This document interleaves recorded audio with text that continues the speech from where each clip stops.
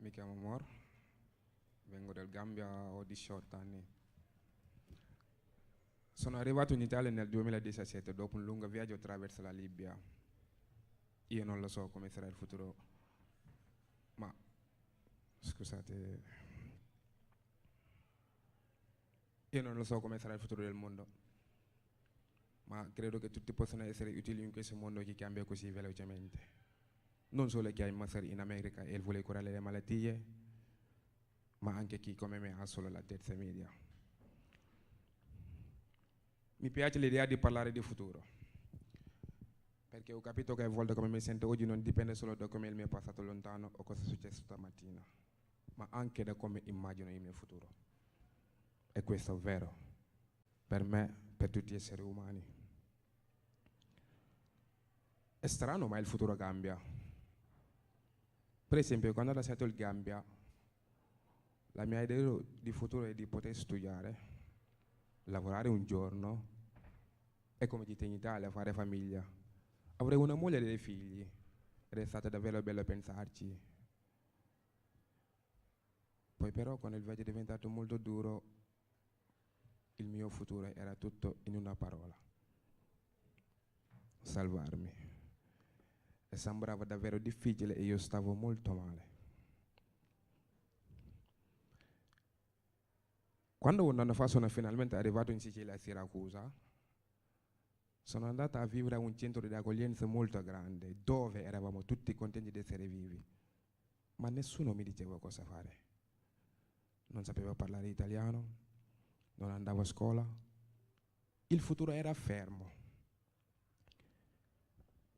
Poi un giorno qualcuno mi ha parlato di corso dove insegnano a raccontare con le immagini, una cosa semplice, usando il nostro cellulare. A me piace raccontare. Mentre facevo dei video per questo progetto, ho cominciato a guardare la realtà davanti a me. Le persone del centro, le partite di calcio, la mia stanza da letto, il riso scotto che davano alla comunità. Stavo imparando a raccontare con le immagini. Ci sono le cose che fai che non sai a cosa ti servono, ma le fai perché ti fanno stare bene. E credo che per costruire un domani è importante stare bene.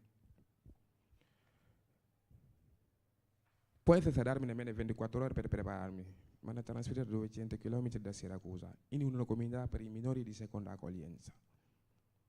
In quel posto non ci volevo andare. Ho fatto di tutto, ma non c'è stato niente da fare. E io ero veramente disperato. Un giorno passeggiavo nella spiaggia, avevo trovato un piccolo chiosco che vende bibite e panini. Il destino mi ha fatto un regalo, un posto di cameriere. Avrei lavorato lì fino alla fine dell'estate. Si dice lavoro stagionale. E così era il mio futuro in quel momento. Era pure lui stagionale. Ma andava bene e io ero felice perché avevo capito un'altra cosa sul futuro. Non è quello che ti succede che fai il tuo futuro, ma quello che ne fai. Certo, la vita lì non era facile. Quando tornavo ogni tanto in comunità c'era un grande disordine. Le sedie della massa per terra, i bicchieri rotti. Era sempre colpa di un ragazzino italiano di 13 anni che si chiama Domenico. Un vero monello, o forse più peggio. Quando l'ho conosciuto dicevo solo parolacce. Non ascoltavo nessuno, facevo solo quello che voleva lui. A me lui non mi piaceva e non aveva nessuna voglia di parlarci. Poi un giorno ho capito che Domenico si sentiva solo, non parlava con nessuno parlava con lui e mi ha fatto tanta tristezza di vederlo così. Anche se era colpa sua, non è mai bello di essere soli. Allora mi sono avvicinato, gli ho chiesto: che fai? Mi ha spiegato che non voleva restare nella comunità perché non si sentiva libero. Io conosco bene questa situazione. Allora gli ho detto di andare a farsi una doccia e di venire con me. Non so cosa è successo in quel giorno, ma forse per un attimo lui non si è più sentito solo. Digli solo vieni con me, due parole così piccole hanno cambiato in un secondo il futuro di Domenico. Da quel giorno siamo usciti e non siamo più lasciati. Siamo diventati come colore degli occhi. Io sono il nero e lui è il bianco. Nessuno si può separarsi dall'altro. Facciamo tante cose insieme. Giochiamo a calcio, andiamo in bicicletta, giochiamo a biliardino, facciamo tante cose insieme. E io ho cominciato a fare dei video della nostra vita insieme. Domenico ha cambiato e tutta la comunità l'ha notato. Non spacca più niente, fuma meno, dice meno parolacce, va a scuola. Perché è importante avere qualcuno vicino. Io non l'ho avuto, quindi so quanto è bello avere qualcuno che ti dà dei consigli, che ti fa capire come comportarsi con gli altri, soprattutto con i grandi. Perché Domenico non crede. Per lui sono tutti bugiardi. Allora io le ho detto, davanti a un bugiardo stai zitto e vai per la tua strada. Ora siamo in due. Un giorno sono tornato da un viaggetto dei nostri progetti video.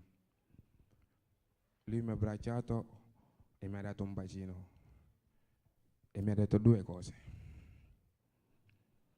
Che era la prima volta che baciavo una persona di colore e che mi aveva dato questo bacio perché aveva fatto vedere la strada giusta e facevo parte della sua famiglia e ero diventato suo fratello.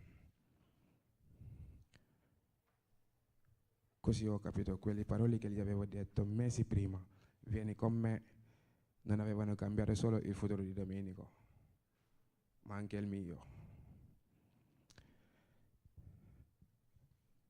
Così ho ripensato a tutte le idee di futuro che mi era portato indietro in questi anni. Molte cose che volevo le avevo ottenute. Sono salvo, vado a scuola, avevo una fidanzata. Ma quello che non avevo mai pensato nel mio futuro è che si potesse fare una famiglia con un sconosciuto. Che io moro, orfano senza fratelli, nato in paesino del Gambia, sarei stato fratello maggiore di Domenico, un ragazzino italiano di 13 anni. Io ora da tutta questa esperienza ho capito una cosa molto importante. Dobbiamo smettere di dare l'importanza al nostro passato. Sì, è vero, noi non condividiamo lo stesso sangue, la stessa cultura e la storia del mio paese è diversa dalla vostra, ma se ci diamo una mano e ci dimentichiamo del passato, allora siamo già nel futuro, un futuro mai più fermo e sicuramente migliore. Grazie.